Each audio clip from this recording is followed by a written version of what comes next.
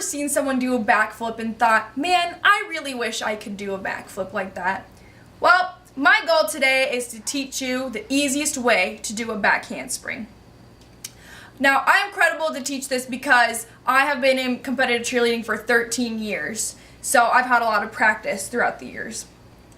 So my main points today in doing the back handspring is the preparation and space you need, the technique of the back handspring, and the practice that you need to perfect the back handspring.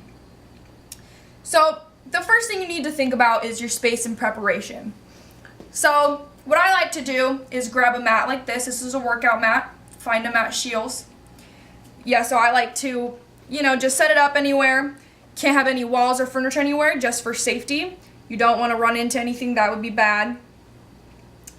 So if you don't have a mat like this, maybe go to your local gymnastics academy. Sometimes they have open gyms and you can practice there if you want. So another thing you need to think of is you need to be physically able to do a back handspring. So make sure, am I physically fit? Do I have enough muscle to do this? These are important things. Another thing you need to think of is wearing the right shoes.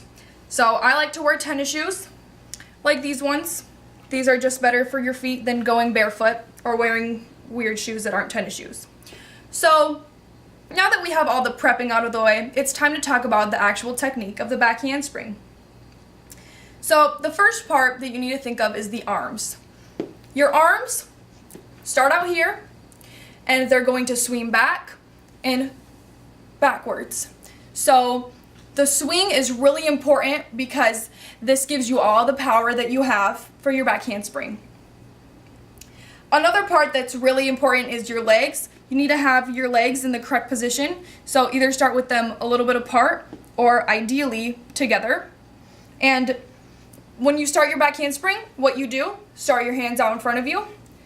And when your arms go back, you sit back and then you launch yourself backwards. So once again, your arms are forward, and then when they swing back, you sit and then launch yourself back. So something you really need to think about is when you're launching yourself back, you need to go backwards in a rainbow rather than up. So that's what I like to think. The last part of the back handspring is the way that you land. Ideally, your legs will be together when you land, because when you're in the back handspring, you should have your legs together, so then your feet are together. So the last thing is, it's easier said than done. So this is why I think it's really important that you need to practice. What I like to say is, input determines outcome. So you really need to put in time because practice makes perfect. If you really want to get the back handspring, you're going to have to practice a lot. It's not going to come perfectly on the first try.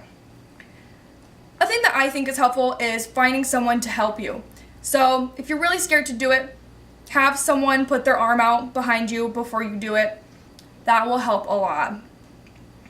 So I also like to say, don't give up. No pain, no gain. You will fall sometimes, but in the end, it'll be worth it because, you'll have the back handspring. So just to kind of restate my main points, I'm going to say that the most important parts of the back handspring is the prepping, the technique, and the practice. I'm glad I could help you today, and I hope you learned. So now I'm going to show you the back handspring. All right, here we go. Arms in front, swing back, and there it was. Thank you.